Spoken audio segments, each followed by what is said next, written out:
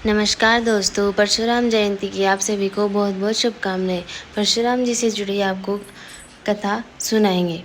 धार्मिक शास्त्रों में किए गए वर्णन के अनुसार अक्षय तृतीया के दिन परशुराम जयंती भी मनाई जाती है।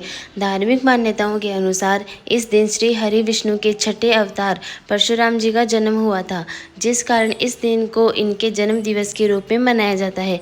इस खास उपलक्ष्य के मौके पर हम आपको भगवान परशुराम जी से जुड़ी ही एक धार्मिक कथा बताने जा रहे हैं, जिसे परशुराम जी का आज्ञाकारी होने का पता चलता है। तो आइए देर किए बिना क्या है ये कथा हम जानते हैं। लगभग लोग जानते हैं कि भगवान परशुराम में अत्यंत गुस्सा था। उन्हें हर छोटी छोटी बात पर गुस्सा आ जाता था।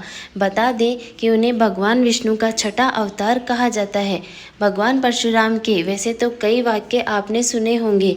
उन्हीं में से एक वाक्य ये भी है कि भगवान परशुराम ने अपनी ही माँ का सिर काट दिया था।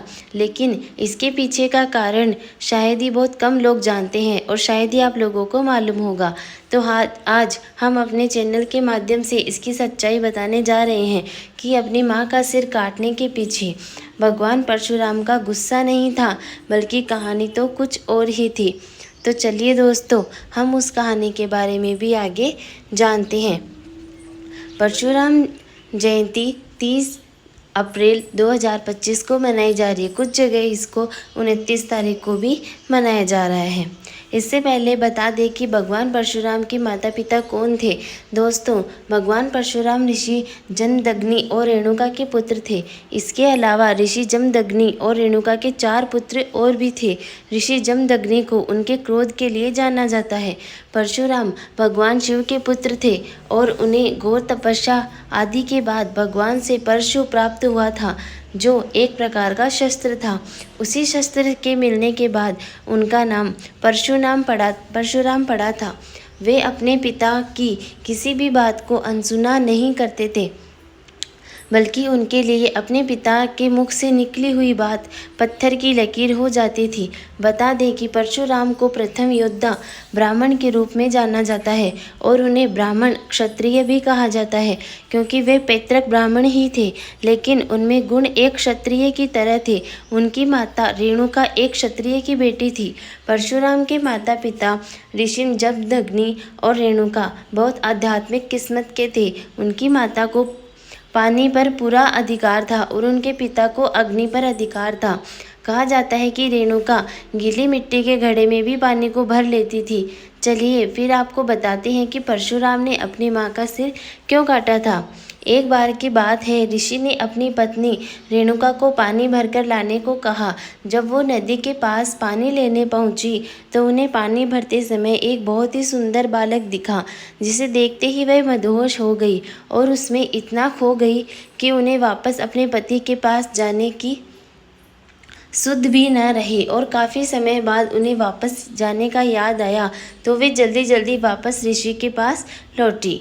तब तक ऋषि गुस्से से आग बबूला हो चुके थे और अपने बेटों को अपनी माँ को मारने का आदेश दिया, लेकिन माँ के मोह की वजह से वे ऐसा नहीं कर पाए।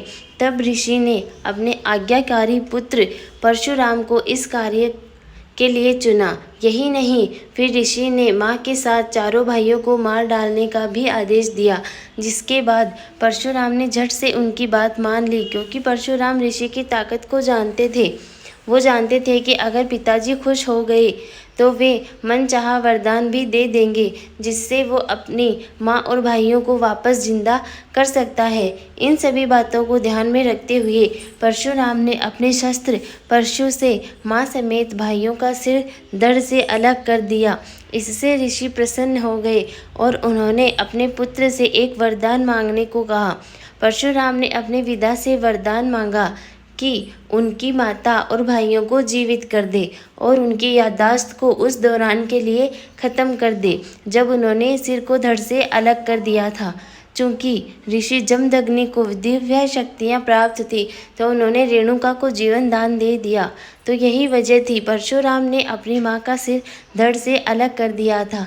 यदि आपको ऐसी कहानियाँ जानने में दिलचस्पी है, आपको पसंद आती है, तो हमारे चैनल को सब्सक्राइब करें ताकि आपको हमारे चैनल की अपडेट मिलती रहे। इस वीडियो को ज़्यादा से ज़्यादा शेयर करें, लाइक करें, सब चैनल को सब्सक्राइब करें। आप सभी का बहुत बहुत धन्यवाद, तहे दिल से शुक्रिया।